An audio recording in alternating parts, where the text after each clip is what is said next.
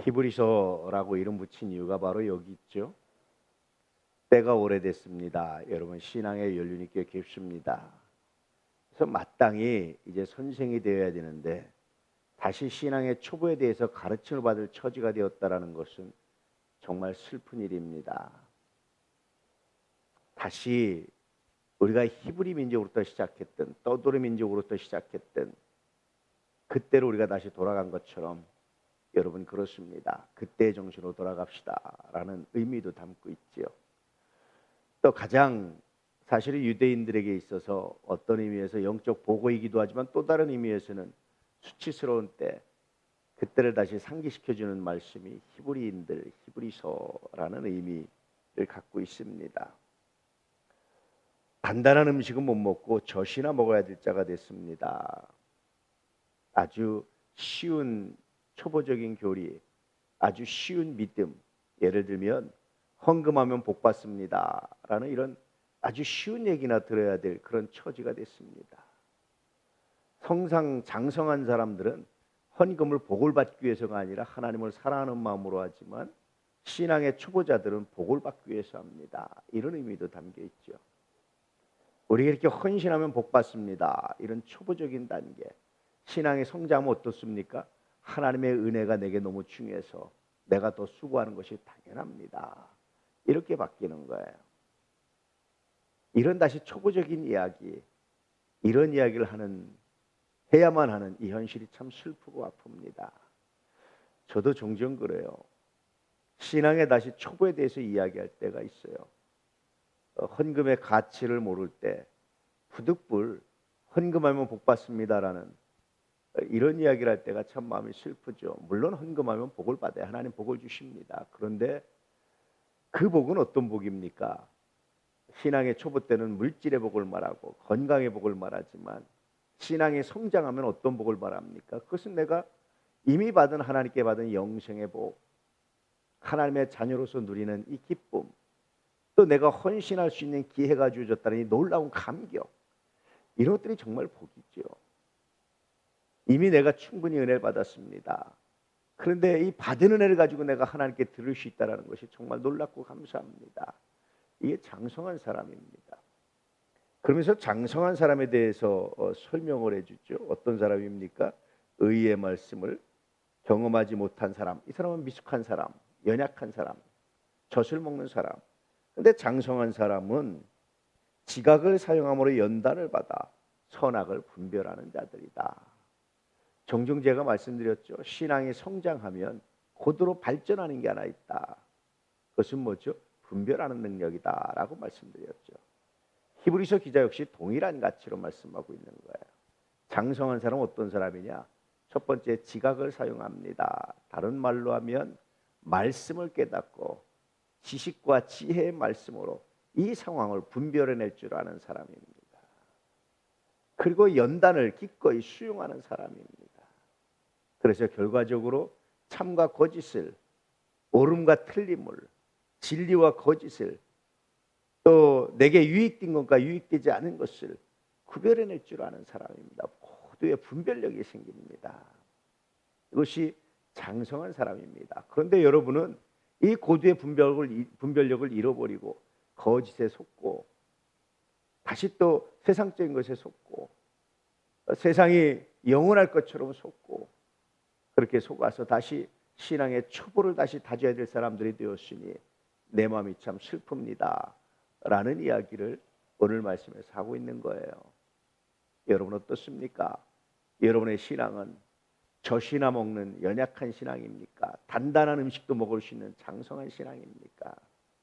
또 다른 말로 하면 여러분은 의의 말씀을 경험하지 못했습니까? 했습니까? 또 다른 말로 하면 지각을 사용으로 연단을 받아서 선악을 분별하고 있습니까? 아니면 선악을 분별하지 못하고 있습니까? 선악을 분별하지 못하면 휩쓸리죠. 대부분 사람들이 휩쓸려요. 한번 바람이 불면 거기에 다 휩쓸립니다. 근데 선악을 분별하면요, 때로 바람과 맞설 줄도 알고 때로 바람을 수용할 줄도 알고 때때로 우리가 정말 하나님을 기쁘시게 하는 것이 무엇인지를 알게 하고 깨닫게 하고 그렇게 됐지요. 우리 도난 가족들 장성한 신앙인들이 될 수 있기를 주의 이름으로 축복합니다. 첫째는 의의 말씀을 경험할 수 있기를 축복합니다. 말씀에 순종하는 것이, 이 말씀의 가치가, 이 말씀의 의미가 우리에게 어떤 가치를 주는지를 깨달아 알 수 있기를 축복합니다. 그리고 그 말씀에 가감없이 순종할 수 있는 믿음의 역사가 있기를 축복합니다. 뿐만 아니라 지각을 사용함으로 연단을 받는, 연단을 기꺼이 즐기는 믿음의 사람들 될 수 있기를 축복합니다. 때때로 우리의 헌신이 표가 나지 않을지라도, 우리의 수가 표가 나지 않을지라도, 때때로 우리의 신앙이 표가 나지 않을지라도 이미 하나님이 받고, 이미 하나님이 연단하시고, 이미 하나님이 아름답게 하시고 놀랍게 하실 것이라는 이 믿음을 가지고 묵묵히 견뎌낼 수 있기를 축복합니다. 뿐만 아니라 선악을 분별해낼 수 있는, 악을 예리하게 도려낼 수 있는 믿음의 역사가 우리 가운데 있기를 주의 이름으로 축복합니다. 저도 히브리서 기자처럼 아주 마음이 아플 때가 뭐냐면, 선함 속에 감춰지는 악을 분별하지 못하고 겉으로 있는 선함에 속아서 흔들리고 요동하는 거 보면 정말 마음이 아파요. 정말 슬플 때가 있어요. 수십 년 동안 혹은 십수년 동안 이렇게 신앙생활하고 말씀을 배우고 가르친 것이 아무 의미가 없구나, 다시 또 초보로 돌아갔구나라는 이런 슬픔에 매일 때가 종종 있습니다. 여러분, 인간적인 오름, 인간적인 선, 인간적인 아름다움에 빠지지 마십시오. 하나님이 어떻게 보시느냐, 그 안에 어떤 악이 숨겨져 있어서 우리가 어떻게 이 악을 고쳐나갈 수 있느냐, 이것에 우리의 초점이, 관심이 집중될 때 비로소 장성한 자가 되고, 그럴 때 비로소 연단도 기꺼이 수용하는 하나님의 능력이 있습니다. 종종 말씀드리지만 바울과 바나바 다툴 때 인간적으로 얼마나 바나바가 옳아요. 회개했다지 않소? 데려갑시다. 예수님 이름 없이 7번, 7번씩 7번 용서하라고 말씀하셨지 않소? 용서합시다. 얼마나 멋있고 옳은 얘기예요. 여기에 고집피는 바울이 얼마나 이상한 사람입니까? 그런데 결국은 바나바는 성서의 기록에서 사라져요. 바나바가 기록한 서신들은 성서가로 인정받지 못합니다. 바나바 서신이 있거든요. 바울이 그 위에 얼마나 많은 고난을 당합니까? 어디를 갈 줄 몰라서 이리저리 얼마나 헤맵니까? 그런데 결국은 하나님께서는 그 바울을 통해서 다시 일하시고, 다시 세계 복음을 이루시고 아름다운 역사를 이뤄내시잖아요. 바나바는 바울보다 미숙했던 겁니다. 바울은 바나바보다 장성했던 겁니다. 그 안에 선악이 뭔지. 그리고 나중에 정말 마가가 회개한 것이 확실하고 돌이켰을 때 비로소 바울은 마가를 통역자로, 마가와 함께하는, 비로소 아름다운 열매를 맺고 아름다운 연합을 하게 되죠. 저는 이것이 장성한 자, 미숙한 자, 분별하는 자, 분별하지 못하는 자의 아주 좋은 예라고 늘 생각을 해요.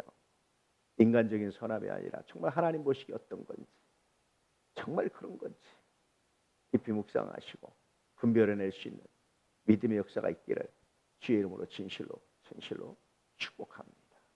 그러므로 하나님의 영광이 되는 하나님의 사람들 되시기를 축복합니다. 할렐루야.